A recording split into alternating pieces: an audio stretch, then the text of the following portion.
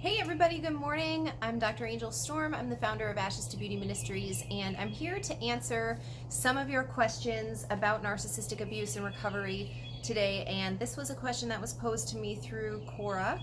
And the lady basically asks, why does it feel like the hurt and the pain that I feel of the discard phase, going through a separation from the narcissist, that it will never end?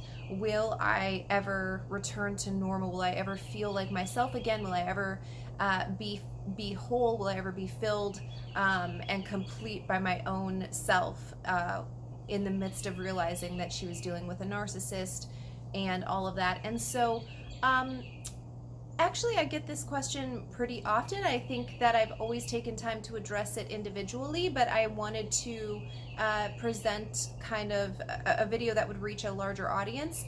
So first of all, it's good to kind of get down to the root of your pain. Like, why are you feeling so much pain, so much sadness, so much hurt over what has happened? And I think for a lot of people, it's first of all the realization that what was real for you wasn't necessarily real for the person that you were with. And that by itself can be a really devastating blow. And kind of picking that apart, some people can feel like, was I not good enough? Did I not do enough? Was there something I could have done different? Should I not have said this? Like, what was the final straw to all of it? And quite honestly, those questions, while normal, while absolutely to be expected, they're not productive, because with narcissists, there's never anything that you could have done. This was inevitable. This was going to always play out the way that it did, in terms of having the narcissist do the normal cycle of abuse. So love bombing, devaluation, and then discard. And so this was always going to happen, just the timing of it may have been unexpected. And especially if you only recently had come to the realization that you were dealing with a narcissist, this can be very jarring. Furthermore, you probably have built a life with this person, right? You might have children together, you might be married, you might have started business opportunities together, you probably have the same group of friends, you go to the same church, whatever. You have a life with this person, and now it can seem like, was any of those other things real? Like, what should I do with all of those other entities in my life? And again, this is something that you're going to have to sit down and kind of go through what to do in each individual situation, because sometimes it's not always healthy that you remain in the same church, or that you should try to do a business together. You know, sometimes it might be worth just cutting ties and cutting your losses with that business or that entrepreneurship opportunity, and recognizing that there's going to be something better for you further on down the road, where you're not going to have that lifelong connection or tie to the narcissist. This is also going to help you create that space that you need to heal your own self, your own internal person, before you can start rebuilding whatever, your finances, your family, your own goals and things like that. So keeping all of that in mind, it might be worth your time to just cut your losses for some of these things. Furthermore, I think that this also, I always mention this in a lot of my videos, you have to look at why you were attracted to the narcissist in the first place. Like, what was it that attracted you to the narcissist, and what attracted the narcissist to you? So all of those things you have to get to the root of, because if you don't, you're going to continue to make the same choices. And I've said this before, but you're going to continue to attract the same spirit in a different body, and you're going to go through the same cycle, very hurtful, very devastating cycle, many, many times, and it's not necessary. So when you recognize the fact that you were with a narcissist, that you were with this very toxic person, maybe you were married, maybe you had children together, again, like built a life, established a life together, you need to take a look at why you did those things. What was the root of that?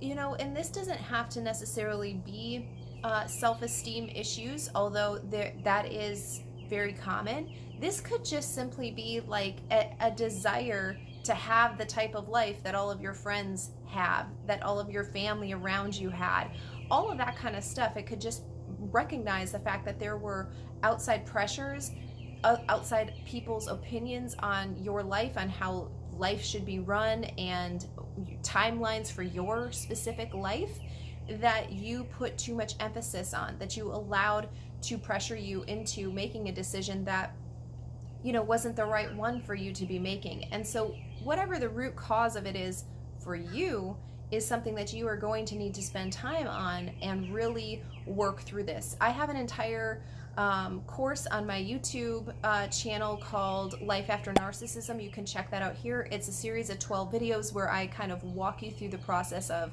recovering after narcissistic abuse in very short segments. I have a manual that goes along with that that you can purchase from my website for like $9. And if you're interested in doing that, this is going to take you much deeper and help you kind of sort through all of this, like what was that root issue. And as you start to do that, you're probably going to find a lot of other unhealthy behaviors or patterns of behavior that you have been partaking in your entire life, maybe even subconsciously. You weren't even necessarily aware that you were doing these destructive behaviors. But once you start getting to the root of one unhealthy behavior, you can often see other issues that come up. So for example, for me, it was perfectionism. That was something that had such a grip on my life and on me personally, my thoughts, my whole, all my energy went into that. And so for you, it could be something completely different. Maybe it has something to do with the way that you were raised, or some very traumatic experience that you went through as a young adult or as a child. It could be any number of things. But for you, recognizing that there could be other unhealthy behaviors that are attached to the reason why you ended up being with the narcissist, or the narcissist was attracted to you, and vice versa, that whole thing is really going to help you not only recognize the thing that needs to go, but what you need to put in its place. So if you don't want to be attracted to the narcissist, what are the traits, the characteristics of somebody who is not a narcissist, you know, who's the opposite of that? And it's about retraining your brain to be attracted to something that is more healthy.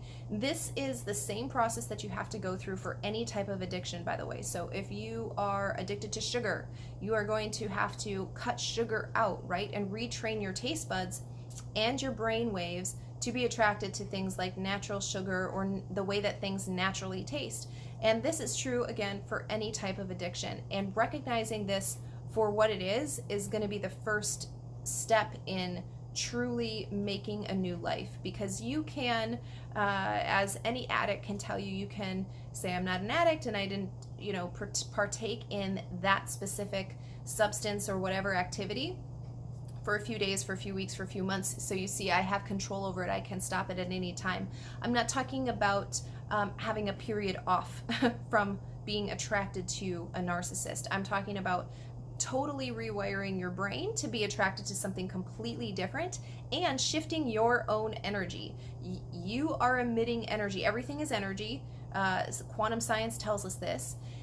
And if you are emitting the type of energy that is attracting predators of any type, you need to recognize that you are the only person who has control over that. And you need to learn how to shift your own energy into a different frequency where the predators cannot get to. And that's something that you can learn how to do.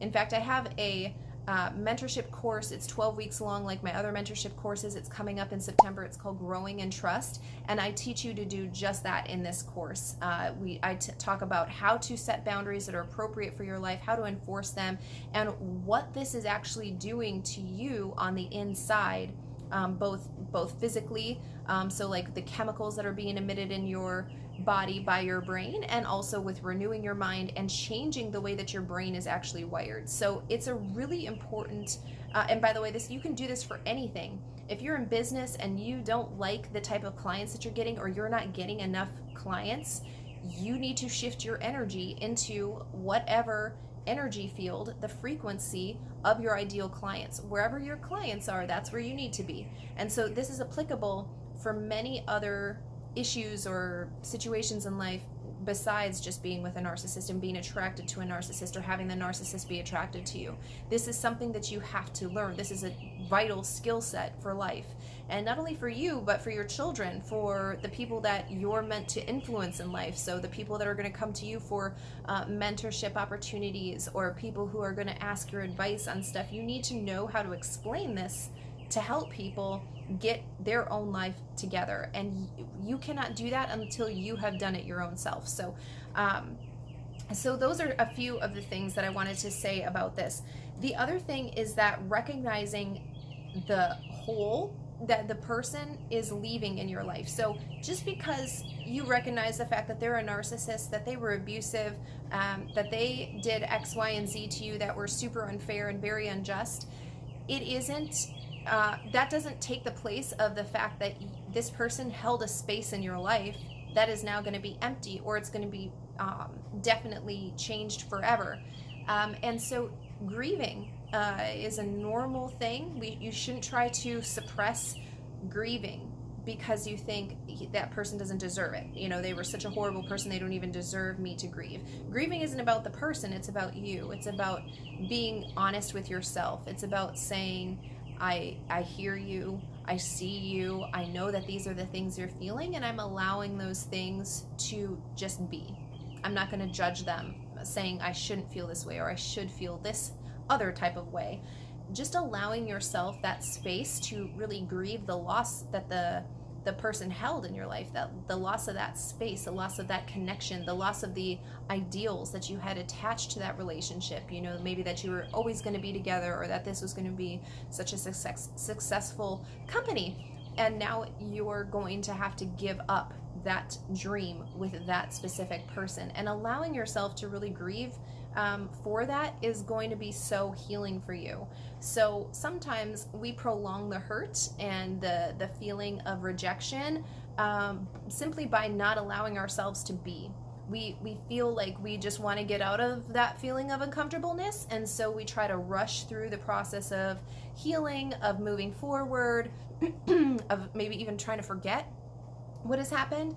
And that's really going to be the issue here, is that you're going to do the opposite. You're going to prolong the hurt because you're not being truthful to your own self. You're not being honest with your own self and saying, this is a big deal to me, this is actually how I feel. So if you're feeling like this pain will never end, I would encourage you to take a look and see how honest you have been with yourself, how much time you have allowed yourself to grieve. What does that look like for you?